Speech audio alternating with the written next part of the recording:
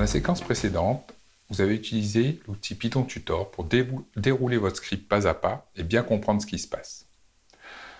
Dans la séquence qui suit, nous allons voir comment améliorer la lisibilité de nos scripts pour nous-mêmes ou pour d'autres programmeurs grâce à l'utilisation de commentaires et de docstring. Je vous donne rendez-vous dans PyCharm pour tester ça. Prenons donc notre script du disque.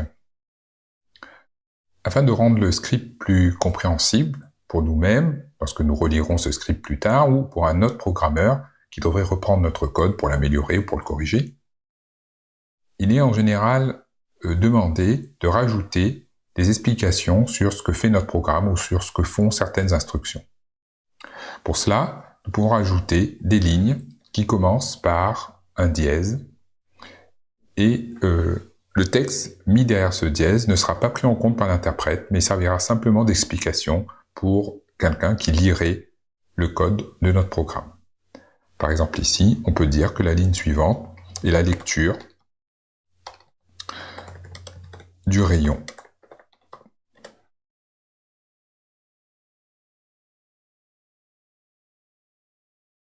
Ici, cette instruction permet de calculer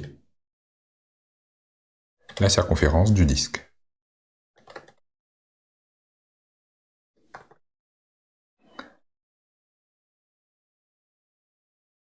La ligne suivante permet de calculer l'aire du disque.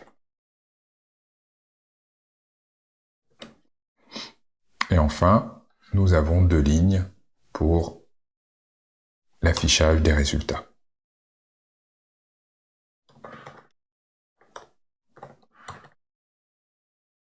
Les textes qui sont en gris sont donc des commentaires.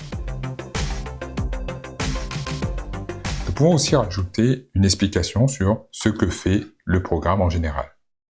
Nous allons pour cela utiliser un commentaire qui commence par 3 doubles quotes ou 3 simples quotes, et c'est un commentaire qui pourra se faire sur plusieurs lignes.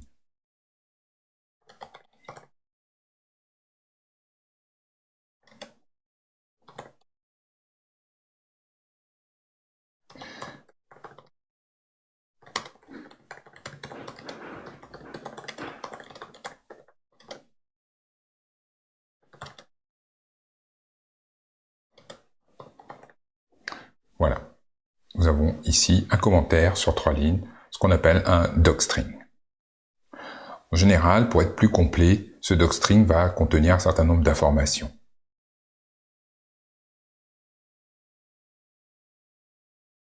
Nous allons le compléter. En général, l'auteur du script,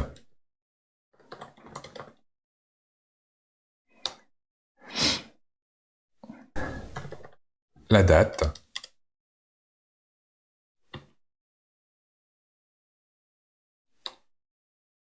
le but du programme,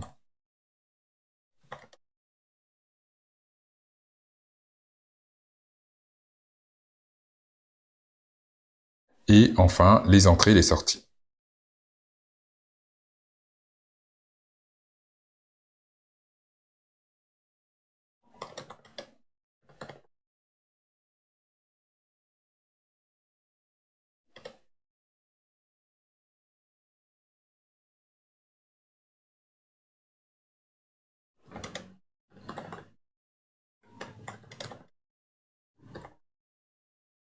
Voilà, nous avons un docstring complet et un script commenté. Nous venons de voir dans cette séquence comment améliorer nos scripts, la lisibilité de nos scripts, grâce aux commentaires et aux docstrings.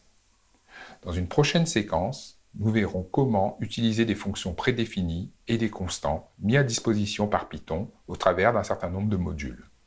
En particulier, nous allons importer le module math et utiliser la constante pi. Je vous dis à très bientôt dans notre environnement PyCharm.